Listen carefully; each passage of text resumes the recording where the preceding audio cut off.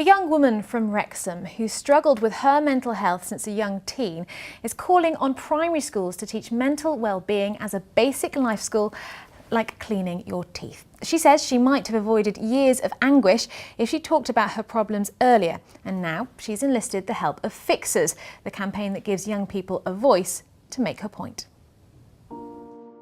It started when I was about 8 years old. That's my first memory of sort of feeling not good enough and really unworthy of sort of love and affection. As I got older, it spiraled into completely being out of control in my mind, and it developed into a very serious eating disorder, which I battled with for almost 10 years.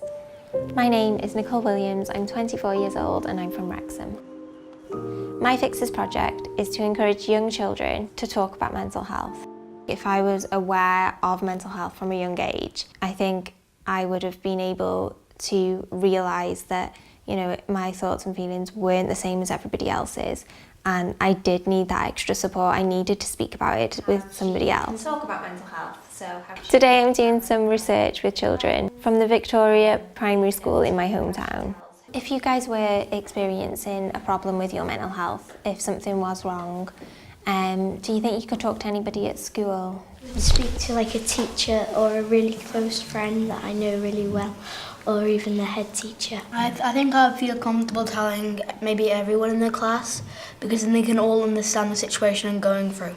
Would you worry about what other people might think if you said that you had a mental health problem? We have a box in our class, a worry box, and for people that, like, let's say you don't want to tell your teacher, but you want to put it in a note and put it in a box, they'll read it. It's kind of like telling everyone, but not telling. Like, it kind of gets it off your chest. Yeah, definitely. A lot. Yeah. And it really helps. So do you think it's a good idea to get young children talking about mental health? I think it's absolutely vital that from a really young age, before they come to school and definitely in school, that they are used to talking about their feelings and not shy away from that, and we can help them progress through school knowing that that's okay. No, I had no idea about mental health. I don't remember it ever being talked about. That's why I think I look back and I think if it was spoken about, I would have had that basic understanding, and I would have been able to think, no, this isn't right, and maybe I would have felt able to talk to somebody about it and about what was going on, and I think that could have changed my life. Well, earlier I spoke to Rachelle from Hafal, a mental health charity, and I asked her how important it is for people like Nicole to speak out. It's really important. The previous generations kept it locked up inside, and we have a situation where lots of people feel that their mental health can't be talked about. They're embarrassed, there's stigma, discrimination. So the point is, if we get to young people go into schools and youth organisations, then we can create opportunities for them to start that conversation, to challenge the way that they think and talk about their mental health. And is that happening across Wales? Are young people across Wales being talked to about their mental health? Yes, it's really good news. So I work with the charity Hafal. We have a project in Gwent. We also work with Time to Change Wales, which is a joint charitable organisation, so Gofal, Mind Cymru.